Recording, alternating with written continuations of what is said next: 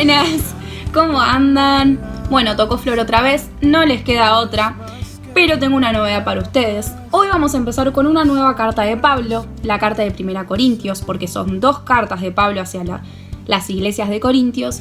Y esta carta fue escrita por Pablo hacia los Corintios, una ciudad que era, ¿cómo explicarlo?, de grandes centros económicos, una ciudad que tenía muchos puertos, que tenía muchos templos hacia dioses ajenos, pero una ciudad donde Pablo había pasado bastante tiempo formando iglesias y convirtiendo personas hacia Cristo. Pero, como suele pasar en toda historia, y como suele pasar en la normalidad, cuando el maestro se va del salón, ¿qué pasa? Los alumnos hacen desastre. Y fue lo que pasó. Pablo se va de Corintios y recibe noticias tiempo después de que en la iglesia habían comenzado ciertos conflictos y ciertos problemas, por eso decide escribir esta carta. Si leemos la carta completa, o por lo menos los 4 primeros capítulos que vamos a ver en el video de hoy, que ustedes tienen que leer, no me van a decir, no sabía que tenía que leer. Si leemos eso, podemos ver que de cierta forma esta carta se divide en 5 secciones o 5 problemas principales en donde Pablo describe cuál es el problema que estaba atravesando la iglesia en ese momento y cuál es la solución que se nos da a través de la palabra de Dios, ¿sí? Y hoy vamos a ver el primer problema, descritos en los capítulos del 1 al 4, que atravesaba la iglesia de Corintios, que eran las divisiones. La iglesia de Corintios tenía numerosa cantidad de personas. Por ende, para estudiar la Biblia o la palabra, tenían que reunirse en las casas en grupos pequeños. Y creo que ahí es donde empezaron todos los problemas, porque Pablo escucha que estas divisiones en grupos generaban ciertas tensiones. ¿Por qué?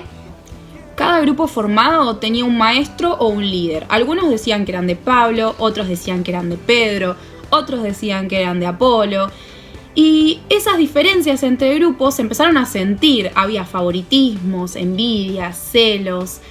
También había muchas rivalidades y competencias entre ellos. Y no sé por qué, pero a mí me suena un poco esto.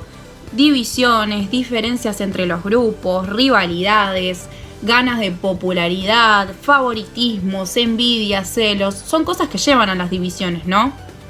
Y pensaba, pasa esto, ¿no? En la escuela, en la clase de la escuela dominical, en la iglesia también. Ojo, a los grandes también nos puede pasar. Y me preguntaba, ¿está mal formar parte de un grupo de amigos, de un grupo con personas con las que me sienta más cómoda, con las que me lleve mejor o compartamos cosas en común, o está bien? Ahora vamos a ver, profundicemos un poquitito más. ¿De qué hablaba Pablo cuando hablaba de divisiones? Y no estoy hablando de divisiones matemáticas, ¿eh? Pablo hablaba de que en vez de estar unidos como iglesia o como hermanos en Cristo, algunos optaban por elegir a sus maestros favoritos, otros apóstoles o otros maestros que iban a predicar, generando diferencias de quién era mejor, rompiendo así con la unidad que había en la iglesia de Corintio y causando divisiones. Porque mi maestro Apolo es súper tranquilo para hablarnos, nos enseña con toda su sabiduría, es re humilde, a mí me encanta. En cambio Pablo no sé si sabrá mucho. Y Pedro es re malhumorado, no, a mí no me gusta que vaya al choque siempre. ¿Qué decís? Si Pedro conoció a Jesús, estuvo con Jesús, fue su discípulo, ¿quién mejor que él para enseñarnos? Pero, ¿por qué se producían en ese momento o se producen en nuestro caso las divisiones? Pablo responde a esta pregunta y nos dice que esto pasa por la inmadurez espiritual que tenemos los cristianos o que tenían los corintios en ese momento. Es decir, no leer, no orar, la falta de comunión diaria con Dios produce esto, lo que nos lleva a más críticas, a más prejuicios sobre los otros, es decir, hablar mal sin saber lo que está pasando o cómo es la situación de la otra persona, a más envidias, a más celos también. ¿Y no ven esos alrededor? Un grupo por acá, un grupo por allá, un grupo que se cree 1000, otro grupo que es un poco más callado, están los estudiosos también por un lado, o los más populares, ¿no? y cada uno de nosotros busca pertenecer de cierta forma a un grupo, según como seamos. Retrocediendo. ¿Está mal tener o pertenecer a un grupo con los que nos sintamos más cómodos? No, la respuesta es no. No está mal tener un grupo de amigos o conocidos con los que nos sintamos más cómodos, que compartamos cosas en común, a menos de que esto sea una excusa para criticar, para menospreciar u ofender a gente que no comparta las mismas cosas que nosotros o con las que tengamos diferencias, ¿sí? Y así generar divisiones o rivalidades en la iglesia. Aparentemente los grupos de corintios tenían este mismo comportamiento. Y no estaba mal pertenecer a un grupo, no está mal pertenecer a un grupo. Lo que sí está mal es tomar el ejemplo que ellos tuvieron, digamos, y generar divisiones con nuestra actitud hacia el otro u otros por ser diferentes. Porque Dios no hace acepción de personas porque seamos diferentes, como vimos en Romanos.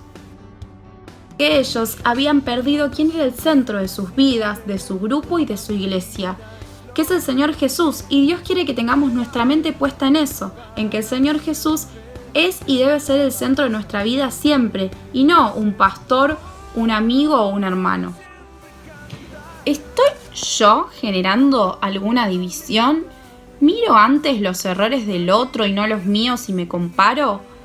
¿Dejo de lado a personas que piensan diferente, que tienen otro carácter o que simplemente se visten diferente? Para pensarlo, ¿no? Y de una cosa tenemos que estar seguros, chicos.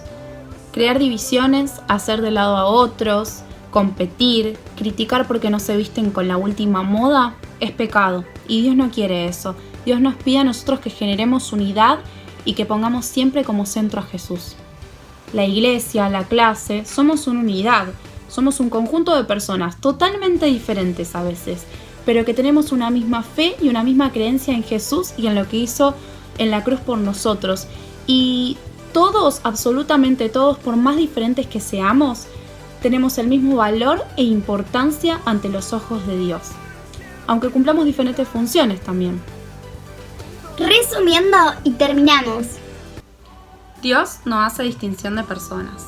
Todos somos importantes y tenemos el mismo valor para Dios. No debemos generar divisiones, debemos generar unidad. Y Jesús tiene que ser el centro siempre de nuestra vida y de nuestra iglesia. Nos vemos la próxima, chicos.